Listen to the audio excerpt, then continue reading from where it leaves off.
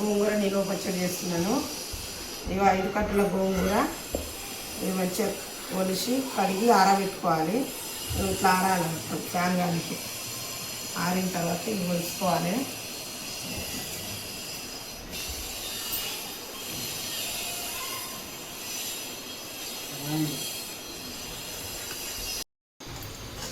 ఇందులోకి 50 గ్రాముల చింతపండు,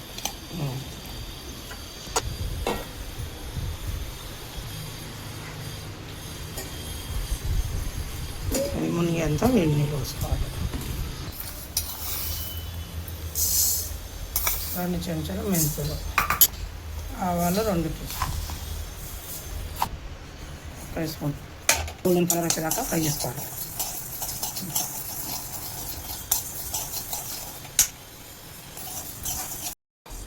గోల్డెన్ కలర్ వచ్చేదాకా ఫ్రై చేసుకోవాలి. ఉప్పు వేసుకోవాలి.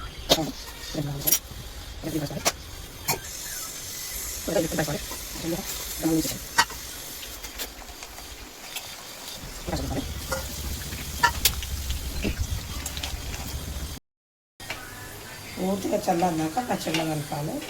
అప్పుడు వరకు ఇంకా వేరే ప్రాసెస్ లేదు. చింతపండు ఇట్లా వేసుకోవాలి.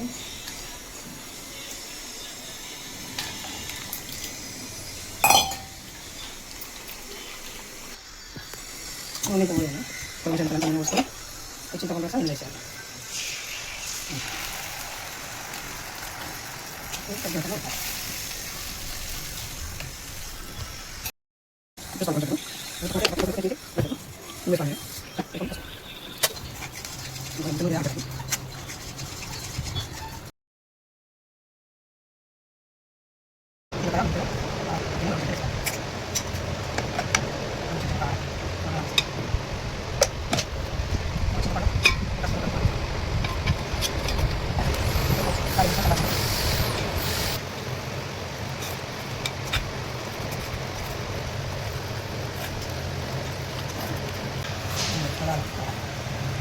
ఇలా ఉప్పు కారం ఏం తక్కువ టేస్ట్ చూసి వేసుకోవచ్చు.